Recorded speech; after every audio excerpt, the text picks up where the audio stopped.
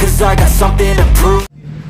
Hey guys, நான் தாங்க Moto Vijay எல்லாரும் எப்படி இருக்கீங்க? நல்லா இருக்கீங்களா? நம்ம சேனலுக்கு இப்போ தான் ஃபஸ்ட்டு வரீங்கன்னா நம்ம சேனலை சப்ஸ்கிரைப் பண்ணிடுங்க, கூட இந்த பெல் ஐக்கான் லைட்டாக ஒரு தட்டுங்க.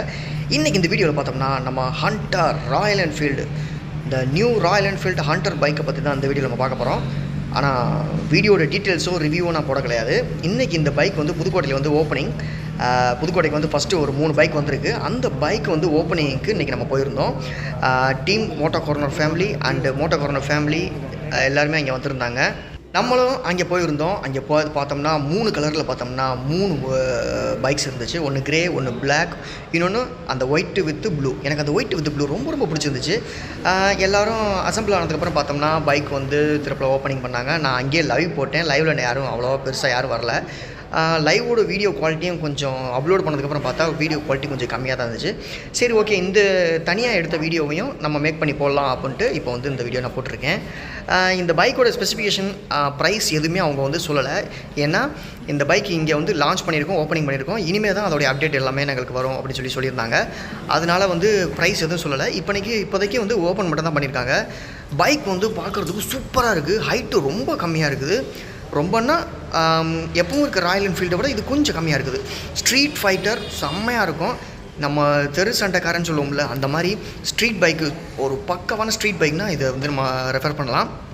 இந்த பைக் வந்து 5.5 அப்புறம் வந்து இல்லை 5 அடி உயரம் இருக்கவங்க அவங்களுக்கு கூட அந்த பைக் வந்து சூப்பராக செட் ஆகும். இதோட இன்ஸ்ட்ருமெண்ட் கிளஸ்டர் பார்க்கல அப்படியே ஸ்க்ராம்பிளரில் இருக்க மாதிரியே இருக்குது. என்னமோ தெரியல, இப்போ எல்லாருமே ஒரே மாடல் இன்ஸ்ட்ருமெண்ட் கிளஸ்டர் வைக்கிறாங்க. டிவிஎஸில் ரோனின், அதுக்கடுத்து ஸ்க்ராம்பிளர், எஸ்டி ஸ்க்ராம்பிளர், அதுக்கடுத்து ராயல் என்ஃபீல்டு ஸ்க்ராம் 411, இந்த எல்லா பைக்லையுமே இதே மாதிரி இன்ஸ்ட்ருமெண்ட் கிளஸ்டர் வைக்கிறாங்க. இது வந்து இப்போ ட்ரெண்டிங்கில் போகுதா என்னன்னு தெரியல. ஸோ இந்த வீடியோவில் ஃபுல்லாகவே வந்து இன்றைக்கி வந்து நிறைய பேர் வந்திருந்தாங்க. நிறைய ரைடர்ஸ் வந்திருந்தாங்க. அப்புறம் வந்து பென்னலியில் வந்து TRK 500cc அந்த பைக் கூட வந்துருந்துச்சு. அந்த பைக் நான் புதுக்கோட்டையில் ஃபஸ்ட் டைம் பார்த்தேன்.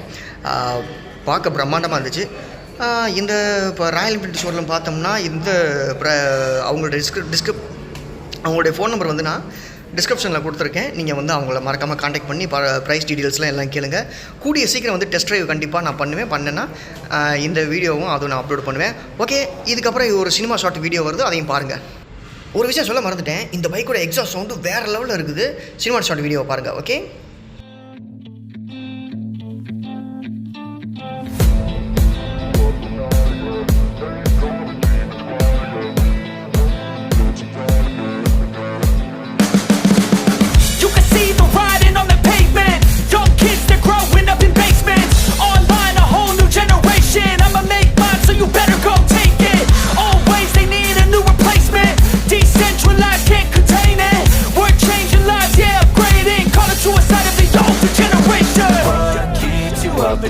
yeah, make all the demons quiet, yeah, we were built to thrive, yeah, I think that we've all had enough. What keeps you up at night, yeah, make all the demons quiet, yeah, we were built to thrive, yeah.